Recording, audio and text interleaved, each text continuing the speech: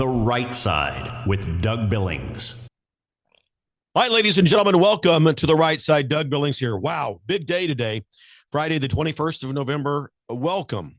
We are zeroing in on the monumental win in the United States House of Representatives, who have the radicals now reeling because there was a bipartisan vote and a bipartisan victory.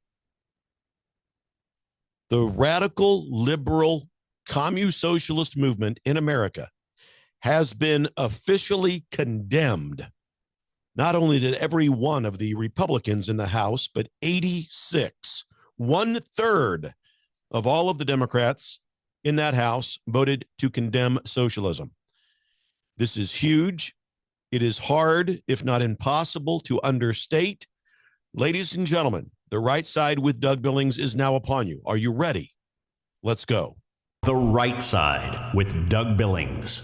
Hey everybody, my name is General Mike Flynn, and I'm here to do a big shout out for my great friend and one of the best in the business, Mr. Doug Billings. Right Side with Doug Billings, Right Side with Doug Billings. Doug is the future of the airwaves when it comes to independent broadcasters and podcasters. He is the new Rush Limbaugh. He's exactly what America needs right now, looking for honesty, looking for wisdom, looking for truth, looking for patriotism. Listen to Doug Billings at Right Side with Doug Billings. God bless you and God bless America, and thank you. Ladies and gentlemen, we are winning. We're winning, winning, winning. Welcome to The Right Side with Doug Billings. Are you ready?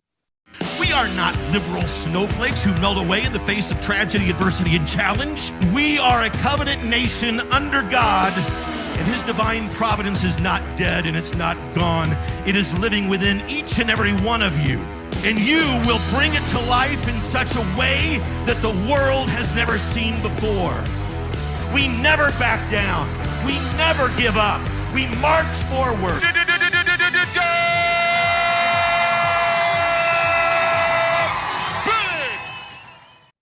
Okay, folks, buckle up. Here we go. This is not just some kind of a symbolic gesture, this condemnation of socialism in America by the United States House of Representatives. It's a thunderclap of a rebuke to the commu-socialist, formerly known as Democrat agenda, the radical left kook fringe of that party, a rebuke of that agenda that has been creeping into our republic. Now, I'm going to break it all down for you. I'm going to give you the perspective from the MAGA conservative viewpoint, what this vote means, whether it has real teeth, the bombshell of what the 86 Democrats who came over across the aisle to vote with Republicans, what that means, including, by the way, their leader, Hakeem Jeffries. What comes next? What does this all mean? Does it head to the Senate, or is it just a standalone House powerhouse of a move? Well, we're going to see, and we're going to talk about how it segues into President Trump's agenda and the timely meeting that he had today with Mayor-elect Zohran Mamdani of New York. Going to refine the talking points that I have with you today based on all of this, give you the analysis that you can't find anywhere in the mainstream media, and give you good reason to subscribe to my YouTube channel, ladies and gentlemen. Go over there, YouTube, and search it out, at The Right Side Doug Billings. At The Right Side Doug Billings. Subscribe, set your reminders so that you get notifications when I drop new content, which is almost every day. And we're going to dig into this. The outcome of this, the condemnation of socialism in America, and what it means. This is a sign, my friends, that reasonable people are finally prevailing. And it proves that the majority of Americans and their representatives, by the way, disavow socialism outright. There are midterms coming up. You don't get 86 Democrats to agree to something that the Republicans are sponsoring unless they are listening to their constituents and unless they are worried about getting reelected. They need to seem reasonable now. Let's start at the heart of it all. The House passed what is officially called House Congressional Resolution 58. Okay. It's sponsored by the fearless Republican Maria Salazar, and it is straightforward, filled with specifics about why socialism is dangerous and a horror show. And it straight up denounces it, socialism, in every twisted form that it can take. And calling it out, calling out how it can lead to things like oppression, poverty, how it can produce ruined economies, hopelessness, depression, the rise in suicides, starvation, mass death. It is a horror show. And I'm talking about the resolution here that lays bare the bloody and real, honest history of socialism. Over 100 million souls, ladies and gentlemen, have been crushed under the socialist platform, policies, and procedures over the last centuries.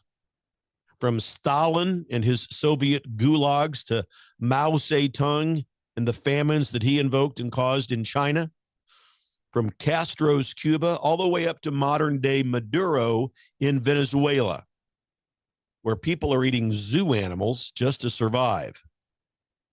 The vote passed with every single Republican. Good enough. Good. And here's the kicker. 86 Democrats jumped ship from their radical liberal kook fringe movement to join us. That is a bipartisan majority saying, hell no, we won't go down that road of socialism. And from our MAGA perspective, it is vindication.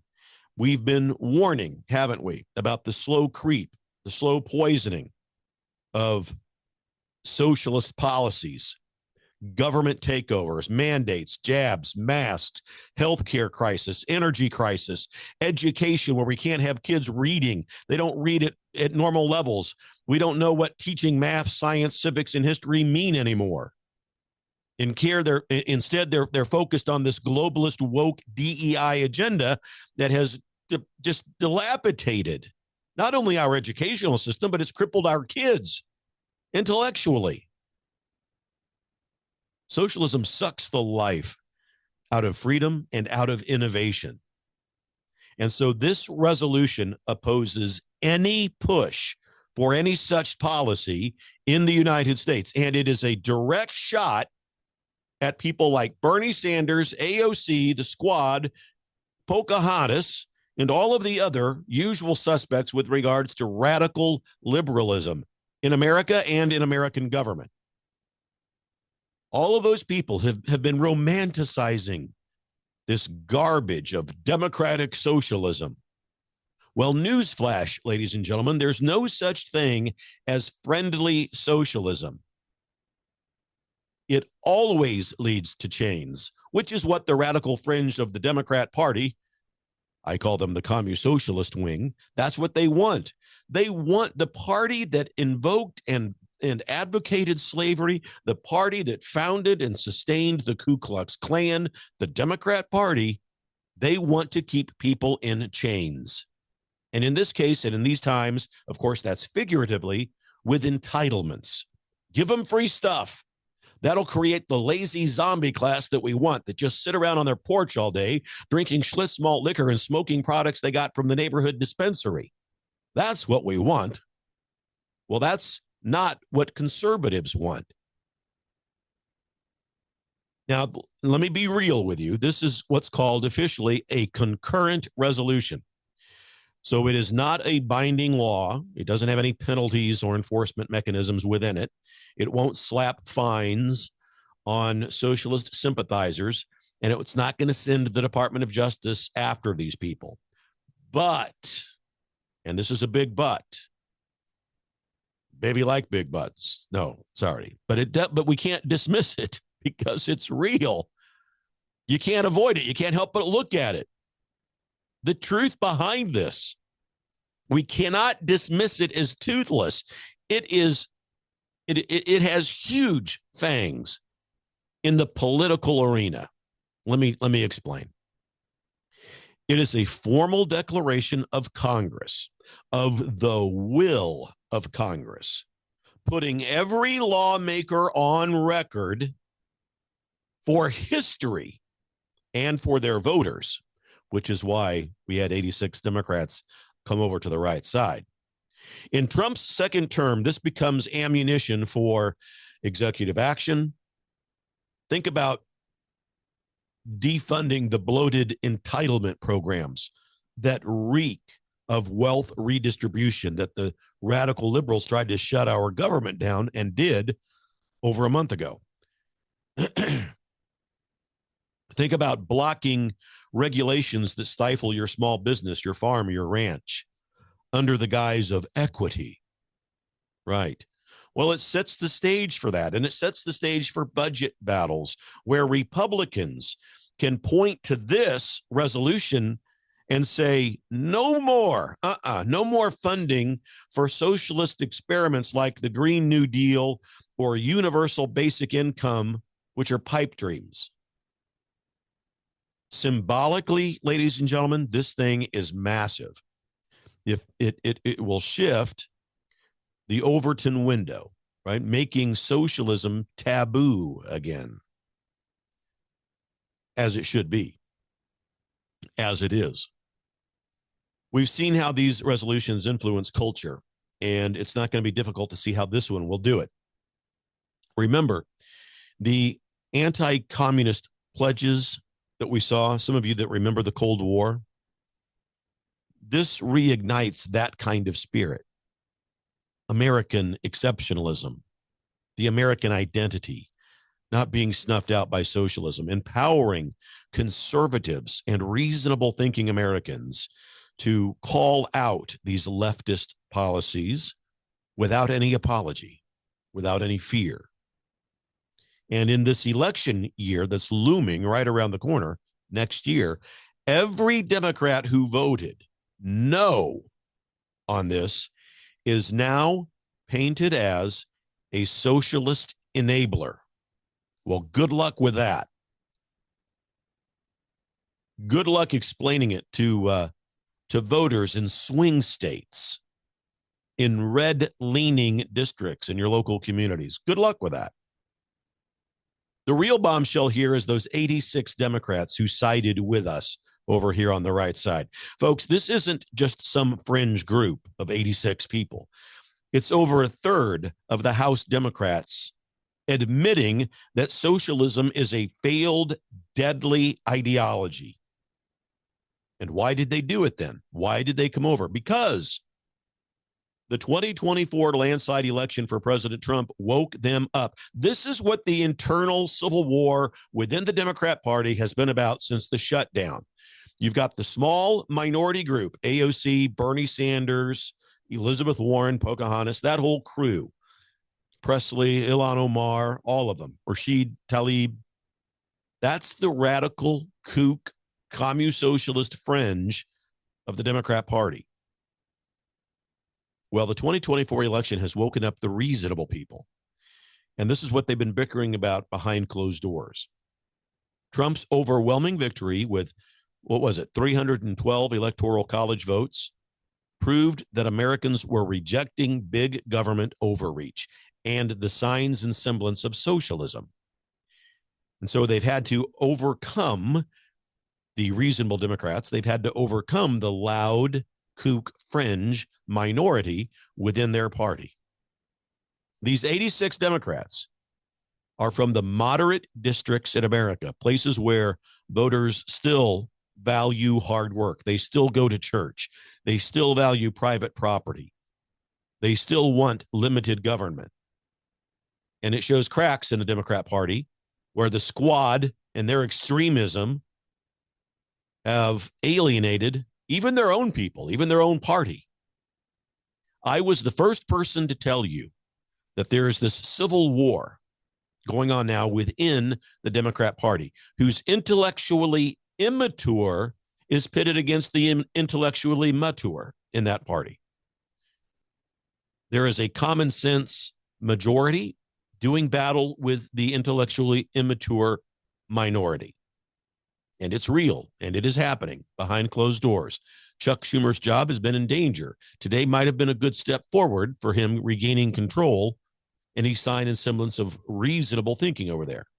We'll see how that all turns out. My point is they are at war with one another within that party. They have no direction.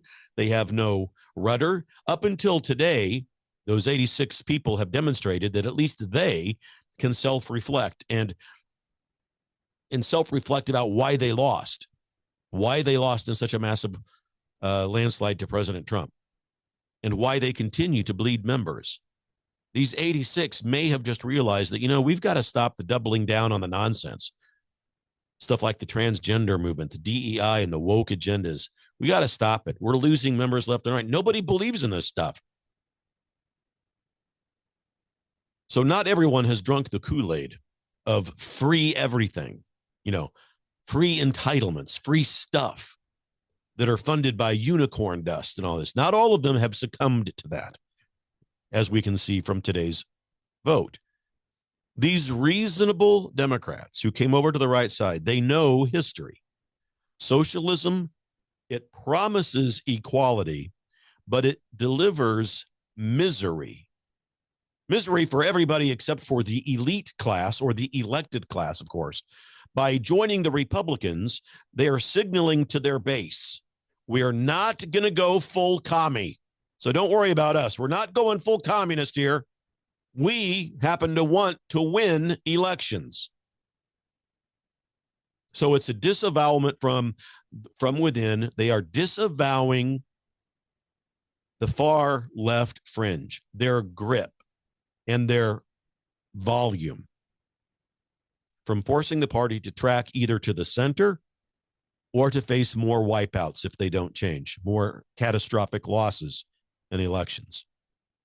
That's what this 86 group of Democrats will do. They will force the radical left to come more to the center.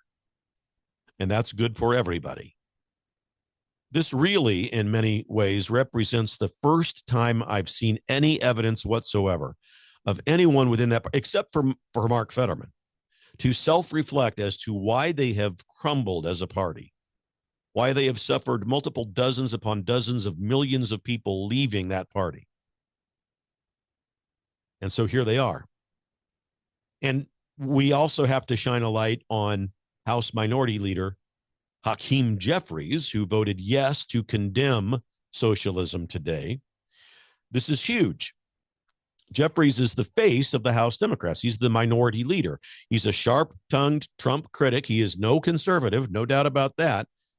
He's been pushing for progressive agendas all along, being nudged by that loud, boisterous, radical minority within his party. But even he could not stomach defending socialism.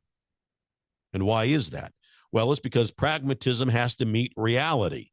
As a leader, Jeffries has got to keep his caucus together, but he knows that aligning with outright socialism would torpedo any chance they've got in the midterms. So his vote, now, yes, he voted people like Mondami. He endorsed Mondami, but he had to in New York because Cuomo didn't have enough votes to win. How would it look? Just imagine the public relations disaster that would have been for him, Jeffries, if he had endorsed Cuomo and Cuomo loses, as he would have anyway. Well, Hakeem Jeffries backed the loser. We got to dump him. We got to get another leader. It would have been a terrible nightmare. So we had to endorse Mondami, but today's vote by Jeffries is more important than that endorsement of Mondami. So Jeffries' vote exposes the hypocrisy that is alive and well within that party against MAGA extremism, as they call it, right? Quietly admitting all the while our warnings about socialism. And now we are vindicated because we were spot on about the creeping of socialism within this nation. And his vote also undermines his attacks on President Trump, Jeffries. He's not going to be able to have such an easy go of it now. How can he bash American first capitalism when he's on record condemning its evil opposite? Right? From our view, as MAGA conservatives, this is Jeffries blinking first. It's a tacit admission, and I think it shows that the majority rejects the kook fringe radicalism in their own party. Therefore, and thereby, the civil war that they are engaged upon now within their own party. It could force Hakeem to rein in those progressives or risk a full party revolt. I mean, think about it, right? If the top Democrat condemns socialism, it isolates figures like Rashid Tlaib, Ilhan Omar, and et cetera, right? Making them look like the outliers. And the vote proves that the majority of the representatives in our government in the House and the people for whom they speak disavows socialism. It is that simple. And the polls in America back it up. Most Americans, even many Democrat voters, the majority of them, associate socialism with failure and loss of freedom. So this is not fringe. This is mainstream. This is the consensus now. So what's next? Well, this resolution, now that it's passed with huge numbers in the House, will go to the Senate for a vote. And with the Republican majority over there, you've got to think that it's going to pass. We'll see. Even with bipartisan support, you may see Democrats come across the aisle. You probably will. They almost have to. They'll be laughed out. They'll be on record. Bipartisan support from the moderates over there because they fear the voter backlash. This is divine providence in action with the timing in all of this. Very crucial. The midterms right around the corner. And so if the Senate greenlights this thing, if they pass it, it becomes then the official stance of the entire Congress. For those of you from Raytown, Missouri, we have the House of Representatives and we have the Senate. Both of them combined compromise or make up the Congress. There you go. Making sure, because I know that you don't get taught civics and history properly anymore. I want to be sure that I educate you. No presidential signature is needed. It's not a bill. It's not a law, but it will become the official stance of the entire Congress of the United States of America if and when the Senate also passes this condemnation.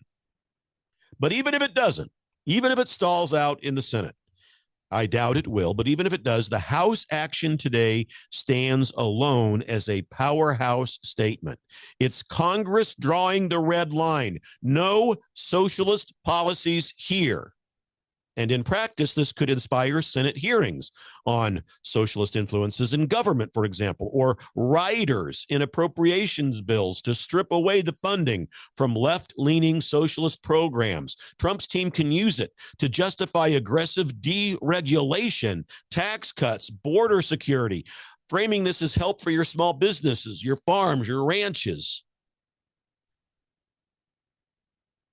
If you speculate a little bit with me, this momentum could lead to broader reforms, like auditing the federal agencies for socialist biases, or educational campaigns of schools teaching the horrors of collectivism.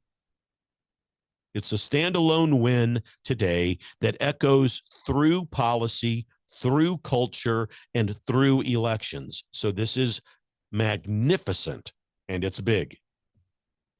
And it couldn't be better timed.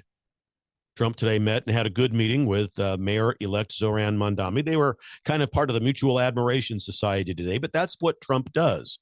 Trump has distinct and very passionate differences with this guy, this mayor-elect of New York.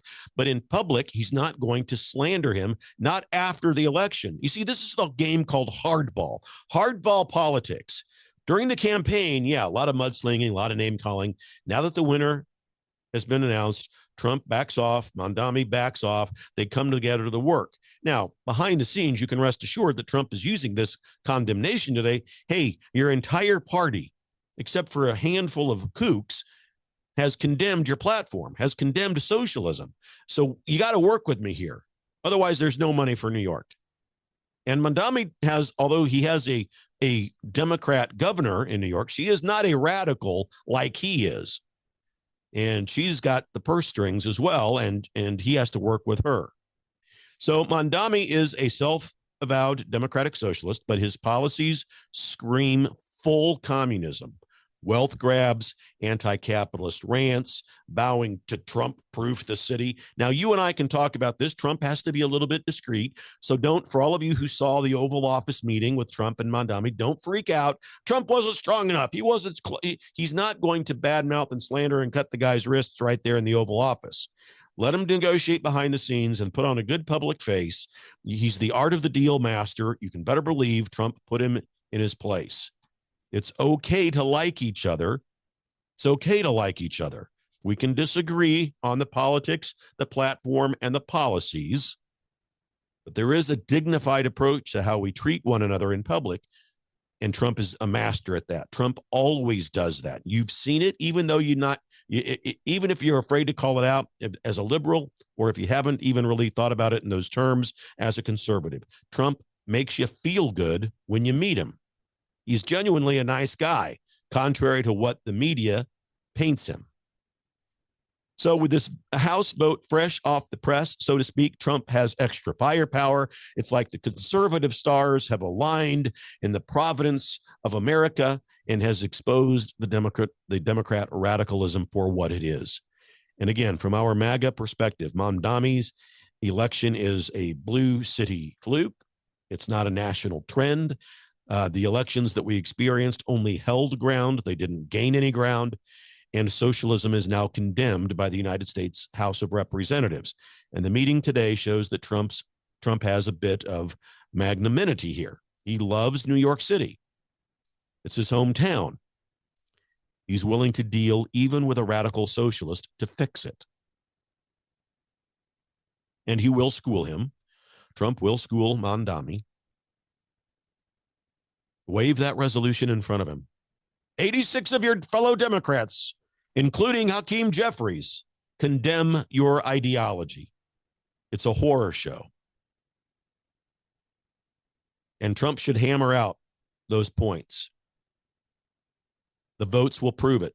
Reasonable people are waking up. Even Democrat leaders disavow socialism. It's a sign that the majority can't reject.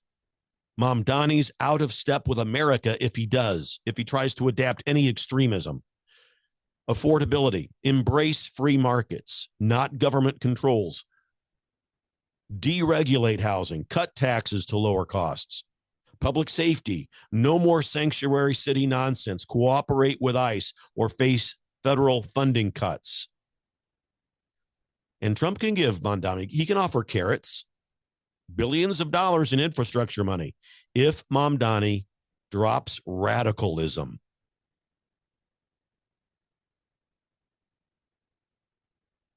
And he might just fold, Mondami. We'll see. We'll see if people change once they're actually in office. He's got to make his base, the Democrat Socialist of America, his funding arm behind all that, George Soros. He's got to make those people happy.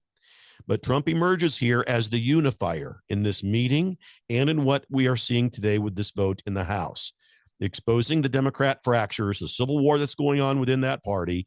And we can tie in Kathy Hochul, the governor, because she's more of a moderate than a radical. So he's got to face all of this, Mr. Mayor. You got to face all of it. And I think that we're going to win. A lot of people said, me among them, just wait. Maybe we should want Mondami to win. Maybe it'll turn out okay because people will wake up to the radicalism. So we continue to pray for President Trump. We speak the truth. We spread the truth. We are prevailing here because the majority of people know that socialism equals death, not only literally, but death of freedom, death of liberty. So let's keep the pressure on. Let's make America great. Subscribe to my show. Please subscribe to this YouTube channel at The Right Side, Doug Billings. That's me on YouTube. Head over there and subscribe, please. And head over to DougBillings.us. When you have time, ladies and gentlemen, please prayerfully consider setting up a $5 monthly recurring donation over there for the program so that I can keep it free of charge. I never charge you to watch this program, but we do need the donations to keep it running. DougBillings.us. Set up a $5 recurring monthly donation over there because we're in this thing together. You and me, ladies and gentlemen, we stand shoulder to shoulder. Believe it, for the Republic. Cheers. The Right Side with Doug Billings. Hi, everybody. Welcome to the set of my show, Doug Billings. Hey, my good friends at EMP Shield, that's electromagnetic pulse, in case you're from Raytown, Missouri. Electromagnetic pulse could wipe out your home electrical system, could wipe out your vehicle. And thanks to the radical liberal agenda that was put forth under Administrator Biden and Vice Pretender Harris, there are lots of people in this country who want to do us harm. And maybe an EMP device would be their chosen weapon. But EMP Shield gives you a device that can protect you. This little baby here goes on your home outlets, a computer, a router, whatever you want to protect. And then they also have a larger model like this. You can still hold it in the palm of your hand that goes on your vehicle battery so that you can get out of trouble from point A to point B. EMPshield.com. Promo code Doug, ladies and gentlemen. Save yourself, save your property. EMPshield.com. Promo code Doug. We're in this together, folks. Believe it. For the Republic. Cheers. The Right Side with Doug Billings.